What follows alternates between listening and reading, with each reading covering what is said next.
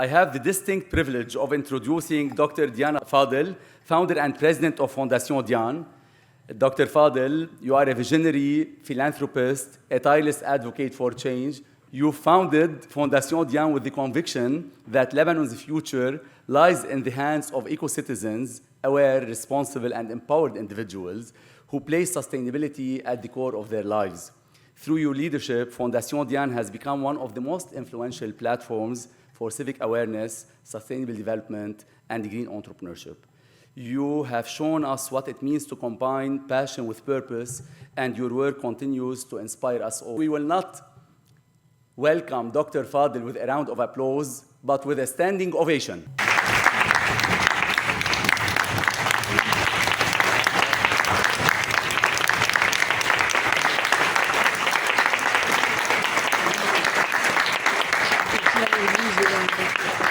Merci Hassan. Je n'en attendais pas tant. Mais bon, ça fait toujours plaisir quelque part de voir qu'il y a des gens qui apprécient.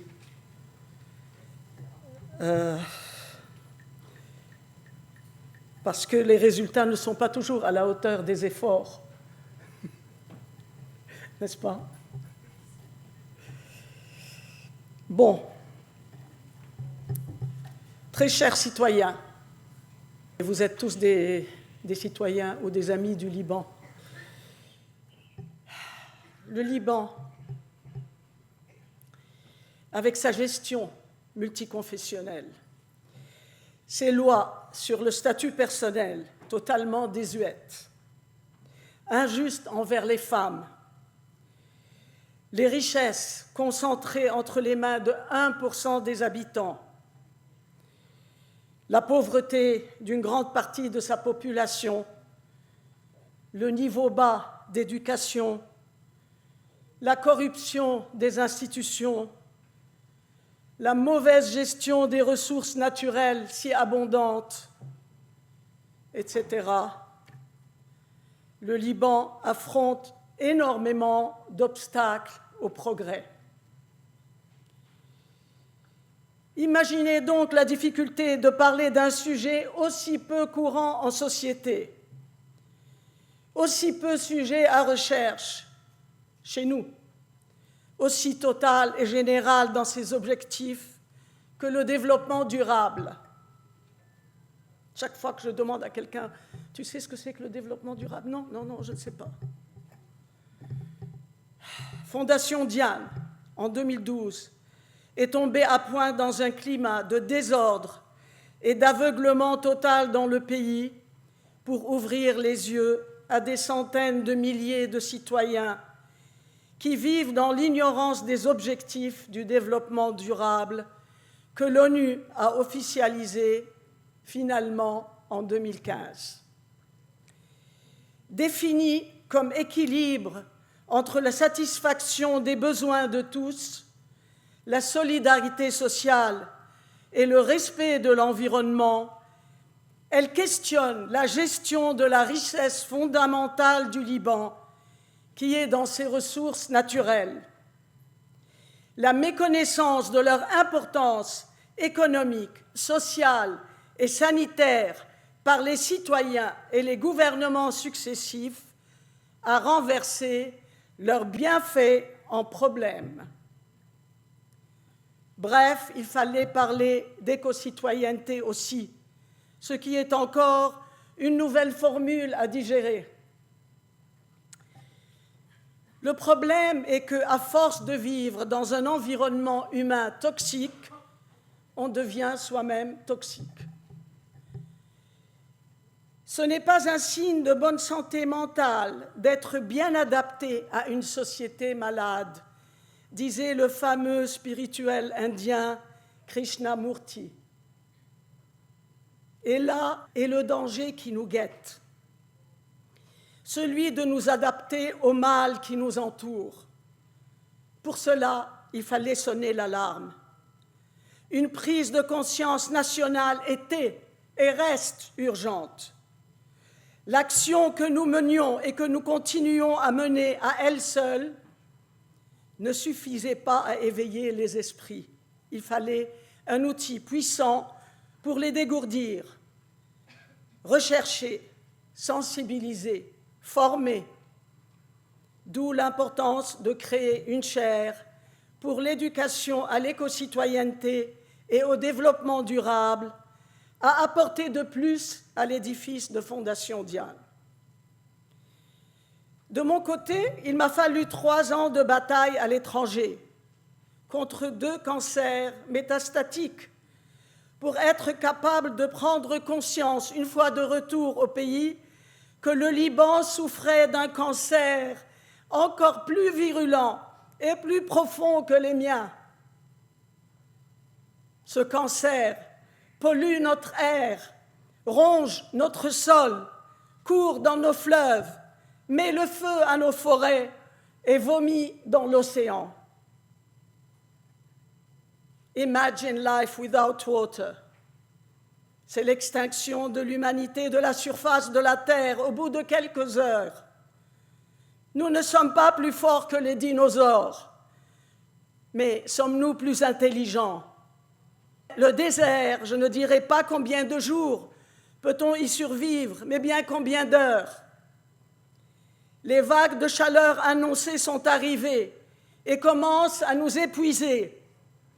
La pénurie d'eau, conséquence de l'instabilité de l'agenda des précipitations, les feux de forêt qui se multiplient, la pollution de l'air et de la mer à son maximum dans les villes, et les cas de cancer humain sont beaucoup trop nombreux pour ne pas en considérer les causes.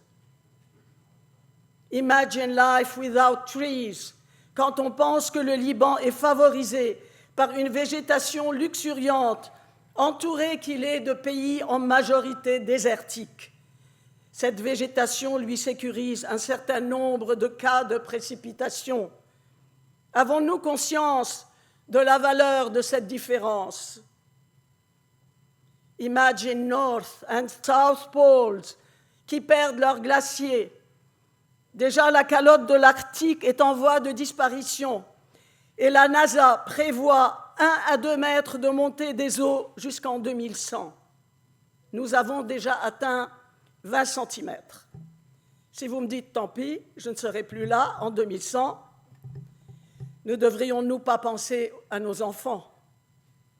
Soyons conscients que nous allons vers le pire et que si nous ne changeons pas nos habitudes et ne savons pas influencer nos gouverneurs, c'est ce que vers quoi nous nous dirigeons droit au but. Je voudrais à ce sujet partager avec vous quelques photos d'une exposition. Je fais honneur à la dame allemande qui est notre invitée aujourd'hui. The name of the artist and activist, Klaus Steck.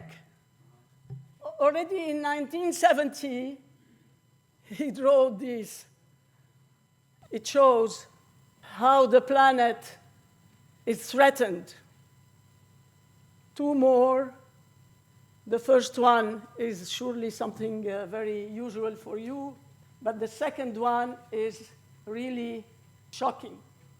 How a mother, when she is nourished with polluted food, she is passing pollution to her baby. So it's just few images I saw in Berlin in 2021 in an exhibition, and it's something I never forgot. La planète, et a fortiori notre petit coin de terre qu'est le Liban, ont besoin de dirigeants qui savent que le coût de l'inaction est supérieur à celui de l'action. C'est ce que disait Jean Pisani-Ferry. Le crédit que nous octroie la nature n'est pas sans fin. Il y a tous les jours une facture à payer, car ce crédit diminue chaque jour si des actions ne sont pas menées pour en arrêter le débit. Des études financières très poussées ont prouvé fortement ce constat, mais je ne rentrerai pas là-dedans. Que faire? Que faire? Robert Swan, le premier explorateur à conquérir le pôle Nord et le pôle Sud, fait déménager en 1996 1500 tonnes de détritus de l'Antarctique laissé par des équipes de chercheurs russes. Et il remet aux pingouins le territoire qu'ils avaient déserté depuis 47 ans. Il nous dit le plus grand danger pour notre planète est de croire que quelqu'un d'autre va la sauver. Sur ce, la balle est donc jetée dans notre camp. Car tant que les puissances internationales et ici locales ne sont pas suffisamment actives quant aux enjeux du changement climatique et préfèrent continuer à mener leur balai de pouvoir économique, c'est au peuple de crier. Et nous sommes le peuple. Pour conclure, un environnement bien entretenu et bien géré est le signe de la civilisation d'un peuple et de son gouvernement. Où en sommes-nous au Liban? Et où en sont les grands gouverneurs de la planète aussi? Où se situe le programme de gestion dans l'agenda des Nations Unies? Il n'y a pas de planète B, comme dit Macron. Finalement, Fondation Diane est fière du peu qu'elle arrive à faire, de l'éclairage et de la sensibilisation avec sa chaire de l'éducation à l'éco-citoyenneté et au développement durable, qui œuvre chaque jour depuis 10 ans à intensifier sa mission et de ce qu'ils ont déjà accompli. Bravo pour le titulaire de la chaire, professeur Fadi Haj. Un grand merci à l'équipe Judy, Charbel, Makram, Lara et Joyce. Merci, Père Dakaj, pour votre support permanent. Vous nous manquez fortement aujourd'hui. And last but not least, I would like to welcome Dr. Mariam Akhtar Schuster and thank her for her acceptance to come to enlighten us on such an important subject. Happy to know as well that Mr. Maroun Kairouz, a Lebanese fellow managing director at the World Forum, will share his precious knowledge online with his compatriots. And thank you.